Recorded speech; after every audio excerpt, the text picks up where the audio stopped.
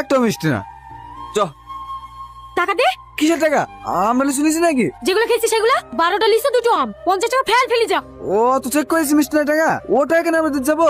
ভালো ভালো টাকা ফেল, নাহলে কিন্তু পেট কেটে লিচু বের করবো। হ্যালো। লেন। হ্যাঁ দত্ত। বাবারে কি ডেঞ্জারাস মেয়ে রে, এইসব মেয়ের সাথে প্রেম করা যায়? তুমি এই মেয়ের সাথে প্রেম করবা? দারুণ দেখতে, খুব ভালো মানাবে কিন্তু। স্কুলে টাইম হয়ে যাচ্ছে। বাবু 100 টাকা দে না। কত টাকা কি করবি? লে 10 টাকা। ওই দে হবে যা। প্রতিদিন 10 টাকা করে দেবে। 10 টাকা কি হয় তাই?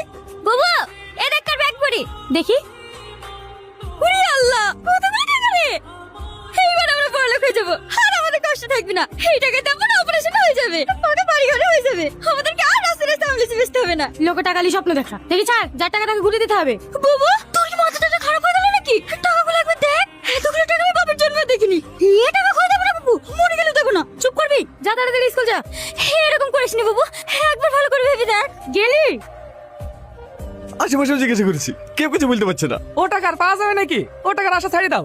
রাস্তায় 10 টাকা পড়ি বেলা কেউ স্বীকার করে না তো 10 লাখ টাকা।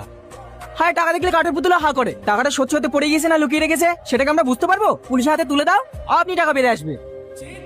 মালিক কেন ও আমাকে চোরের বদনাম দেবে কেন? আমি চোর, 4 বছর ধরে আপনার ভেটার ম্যানেজার আছি, কোনদিন একটা টাকা ওইদিকে হয়েছে বুঝতে পারবেন? আমি তোর কথা বুঝতে পেরেছি, কিন্তু লাইনে কথা বুঝতে হবে তো। কে বলেছে তোকে ওই পাগলকে ব্যাগ দিতে? ও নিজের প্যান্ট সামলাতে পারে না, টাকার ব্যাগ কি করে সামলাবে?